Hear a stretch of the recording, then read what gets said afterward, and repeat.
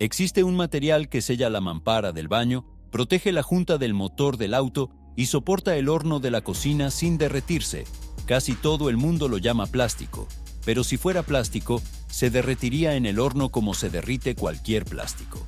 Algo en este material es diferente de todo lo que existe en su casa, y la respuesta está escondida en su origen, un origen que casi nadie conoce. Hoy usted va a descubrir qué es realmente la silicona. Y quédese hasta el final, porque este material común de su casa dejó una marca en un lugar donde ningún ser humano pisa desde hace más de 50 años. Si le gusta descubrir las historias y el porqué de las cosas simples, ya nos sigue. Piense en cómo la silicona entra en su vida. Llega en forma de utensilios de cocina de colores, de tubos de sellador, de accesorios para el celular, de chupetes y de moldes para pasteles. Todo eso se vende en las mismas tiendas que venden plástico, se guarda en los mismos cajones y se descarta con la misma naturalidad. La textura engaña, el brillo engaña y hasta el precio engaña. Pocas personas saben que existe alguna diferencia, y esa conclusión no es ingenuidad, es apenas el resultado natural de mirar la superficie. En la superficie, la silicona y el plástico son prácticamente gemelos. El problema es que esa visión superficial no puede responder una pregunta muy simple. Si la silicona fuera realmente un plástico, debería comportarse como plástico en cualquier situación. Y cualquier plástico común, colocado dentro de un horno a 200 grados, se ablanda, se deforma y se derrite sobre la bandeja en pocos minutos. Su molde de silicona sale de allí intacto, suave y listo para el próximo pastel. ¿Cómo un supuesto plástico sobrevive exactamente donde todo plástico muere? La respuesta está escondida en la columna vertebral del material.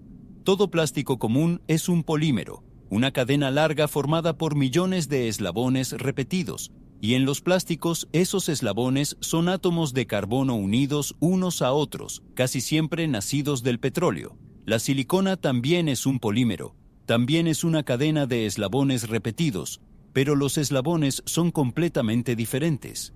En lugar del carbono, la cadena alterna átomos de silicio y de oxígeno. Y silicio con oxígeno es exactamente la dupla química que forma el cuarzo, el principal mineral de la arena de las playas y de los desiertos. Es como comparar dos collares que parecen idénticos en la vitrina de la tienda, pero uno tiene eslabones de hojalata y el otro tiene eslabones de titanio. La apariencia es la misma, la naturaleza es completamente otra, y aquí vale la pena deshacer una confusión común. Sílice es el mineral de la arena, silicio es el elemento extraído de ella, el mismo de los chips de computadora. Silicona es el material flexible construido a partir de ese silicio. 3 nombres parecidos, 3 cosas diferentes.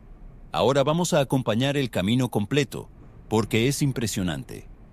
Todo comienza con cuarzo prácticamente puro, mezclado con carbono y colocado dentro de un horno de arco eléctrico, un equipo que genera calor pasando una corriente eléctrica gigantesca entre electrodos. Allí dentro, la temperatura llega a cerca de 1800 grados, casi el triple de lo necesario para derretir aluminio.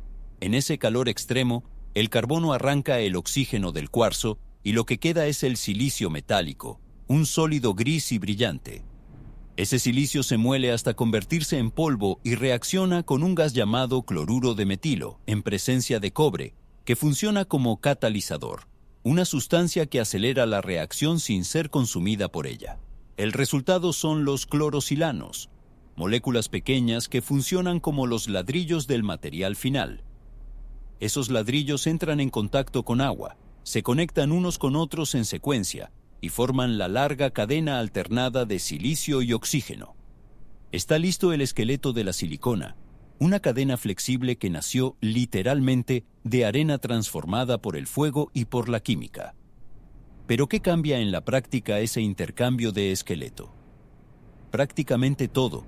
El enlace entre silicio y oxígeno es más fuerte que el enlace entre carbonos, entonces la cadena soporta un calor que destruiría un plástico común. Al mismo tiempo, esa cadena gira y se dobla con una libertad que las cadenas de carbono no tienen, y por eso la silicona sigue flexible hasta en el congelador. Un mismo utensilio soporta desde 60 grados bajo cero hasta más de 200 grados sin derretirse, sin agrietarse y sin descomponerse. Esa estabilidad tiene otra consecuencia importante. La silicona de calidad es químicamente perezosa, en el mejor sentido. No reacciona con los alimentos, no absorbe grasa como una esponja y no se deshace en contacto con el sol, mientras que el caucho común se reseca y se desmorona después de algunos veranos en la ventana. Ahora piense en lo que significa un material que el calor no destruye, el frío no endurece y la química no ataca. ¿Dónde más sería valioso eso? La respuesta sorprendió hasta a los propios científicos. La historia industrial de la silicona comienza en plena Segunda Guerra Mundial. En 1940, el químico estadounidense Eugene Rochow, trabajando en General Electric, descubrió la reacción directa entre silicio y cloruro de metilo que hizo viable la producción a gran escala. Del otro lado del océano, en Alemania, el químico Richard Müller llegó al mismo descubrimiento de forma totalmente independiente, casi al mismo tiempo, y por eso el método industrial lleva el nombre de los dos científicos hasta el día de hoy. La guerra necesitaba con urgencia materiales que soportaran extremos de temperatura, y la silicona terminó en sellos y aislamientos de equipos militares. Pero el salto más sorprendente vino después, en la medicina. El cuerpo humano rechaza la mayoría de los materiales extraños, y la silicona es una de las rarísimas excepciones que el organismo tolera durante décadas seguidas. Por eso está hoy en catéteres, en válvulas cardíacas, en drenajes y en prótesis. El mismo material de su molde de pasteles pasó a vivir dentro de cuerpos humanos, salvando vidas en silencio. ¿Y qué cambia en su cocina a partir de hoy? Primero, la confianza. Un utensilio de silicona pura, de grado alimenticio, puede ir al horno dentro de los límites indicados por el fabricante sin soltar sustancias en la comida, algo que ningún plástico común garantiza. Segundo, el criterio de compra, porque no todo lo que se vende como silicona es silicona pura. Fabricantes de baja calidad mezclan cargas de relleno plásticas para abaratar el producto, y existe una prueba simple para desenmascarar eso. Tuerza la pieza con fuerza y observe con atención la región doblada. Si aparecen manchas blanquecinas en el pliegue, hay relleno barato escondido en la mezcla. La silicona pura de verdad mantiene el color uniforme incluso torcida.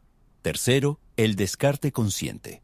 Porque un buen utensilio de silicona dura muchos años de uso y no necesita cambiarse con la frecuencia del plástico desechable. Quien mira desde afuera ve apenas una espátula de colores en el cajón. Usted ahora ve un polímero nacido de la arena. Y solo falta revelar dónde dejó este material su marca más duradera. Las botas que los astronautas del programa Apolo usaron para pisar la Luna tenían suelas de caucho de silicona. Aquellas huellas famosas, que deben permanecer intactas durante millones de años en el suelo lunar, son marcas de silicona impresas en el polvo. Cuando usted se cruce con una simple espátula de colores en el cajón de su cocina, recuerde que este material humilde y silencioso salió de la arena, entró en el cuerpo humano y selló para siempre la superficie de la Luna. Si esta historia cambió la forma en que usted mira su cocina, deje su like, suscríbase al canal El Porqué de las Cosas Simples. Hasta el próximo video.